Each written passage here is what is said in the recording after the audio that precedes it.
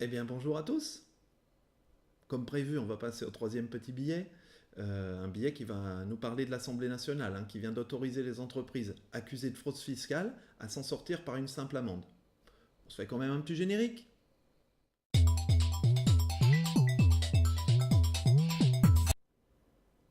Alors, comme je vous le disais, la pénalisation de la fraude fiscale, elle vient d'en prendre un grand coup, parce que dans la nuit de mardi à mercredi 19 septembre, les députés, ils ont voté l'extension de la convention judiciaire d'intérêt public, hein, c'est barbare, CJIP, à la fraude fiscale. Bon, en clair, les entreprises frauduleuses, elles vont désormais pouvoir éviter toute poursuite en justice en s'acquittant d'une amende.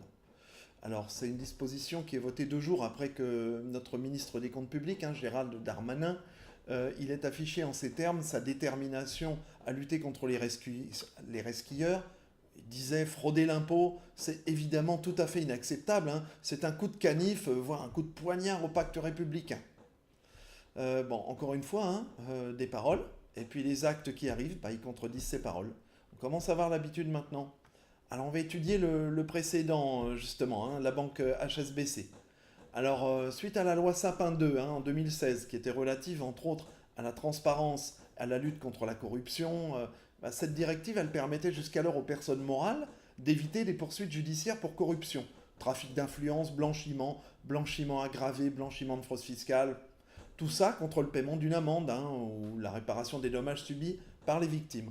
Eh bien désormais, les poursuites pour fraude fiscale pourront donc également être évitées par le paiement d'une amende négociée avec le parquet national financier. Alors, en parlant de ce précédent, hein, au mois de novembre 2017, HSBC, encore elle, elle était mise en examen pour blanchiment aggravé de fraude fiscale et elle avait utilisé ce petit dispositif hein, pour éviter de se rendre devant les tribunaux.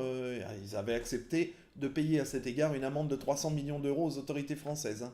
Bon, loin de se frotter les mains comme certaines, qui disent au moins on a récupéré ça, ça reste quand même un procédé que nous on veut pas voir dans notre pays, hein, parce que quand on en attrape un, on sait bien qu'il y en a 10 qui passent à travers les mailles du filet. C'est une justice à deux vitesses. Hein. Alors, elle est décriée par Jean-Christophe Picard, qui est président de l'association anticorruption Anticor. Il a signé une tribune hein, qui est parue en début de semaine, lundi 17, dans Le Monde, hein, pour dénoncer cette extension. Il y explique, mais quelle logique y a-t-il à assouplir le verrou de Bercy pour rendre plus efficace la lutte contre la fraude si est créée dans le même temps une procédure qui permet aux grands fraudeurs de transiger avec la justice et de négocier leurs sanctions, ce qui va leur éviter d'être reconnus coupables. Donc, bah voilà, hein, on a bien compris, pas vu, pas pris hein, pour tous les autres qui fraudent. Et en plus, avec la baisse de l'effectif des fonctionnaires qui sont chargés des contrôles à Bercy, hein, ça a été annoncé, on risque pas de se renflouer, hein, les amis. Bon, bah écoutez, c'est tout simple hein, pour les auteurs de ce texte. Hein, cette nouvelle version du CJIP introduit de fait un nouveau système de justice à deux vitesses, hein, où les fraudeurs fiscaux bah, ils vont être traités différemment des délinquants de droit commun, mais surtout une différence entre les personnes morales qui vont bénéficier de cette CJIP et puis les personnes physiques bah, qui n'en auront pas. Deux vitesses. Et pourtant, encore une fois, les plus gros, bah, tout passe. Et puis bah, les plus petits, allez-y voir, soyez en retard. Vous allez voir si on va pas vous faire dring dring. Bon, et ben écoutez, voilà, encore un petit billet. Vous le saviez tout ça? Moi je ne savais pas. Maintenant je le sais. Allez, bye bye, à la prochaine.